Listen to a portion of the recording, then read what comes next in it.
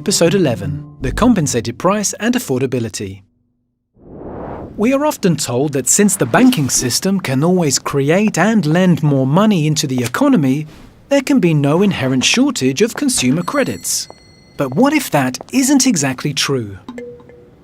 According to the social credit proposals of Major C.H. Douglas, not to be confused with Chinese social credit, both consumers and the economy as a whole require more consumer credits, but in the form of additional income or cost liquidating purchasing power rather than debt. Under social credit, the National Credit Authority would create and distribute sufficient supplementary credit, free of debt or any other costs, to ensure that the flow of consumer incomes will match the flow of costs, and hence the prices of consumer goods and services as they come onto the market. These consumer credits are simply ledger entries that are backed by the existence of physical goods and services for which insufficient income has been distributed through the usual channels, wages, salaries and dividends, in the normal course of production. The two means that Douglas proposed for injecting this debt-free credit are A compensatory price mechanism which would lower all retail prices so that they reflect the average natural cost of production as compared with financial costs, and B, national dividend payments distributed on a periodic basis to each citizen. Douglas observed that on a physical level or from a realistic perspective, the true cost of producing anything was the consumption of all of the matter and the energy that was necessary to bring it into being. The true cost of manufacturing a car would be the metal, plastic, labour, technology, etc. that was consumed or used up in the process of making the car.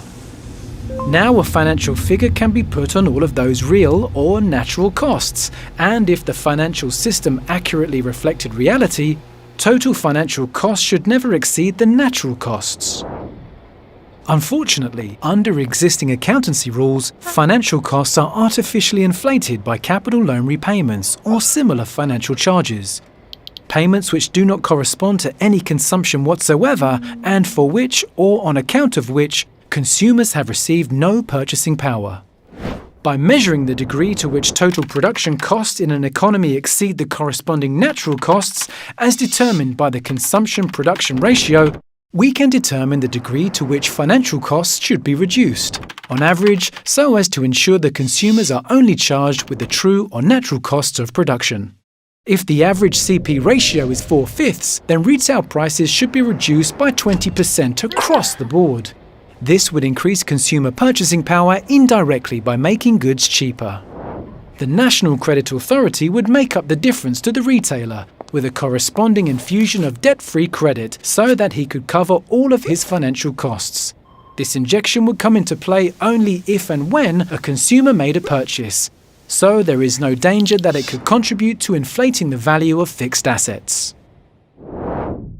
This animated series was sponsored by the Clifford Hugh Douglas Institute for the Study and Promotion of Social Credit. For more information on Douglas Social Credit, please visit socred.org or socialcredit.com.au. Be sure to like this video and please subscribe to our channel.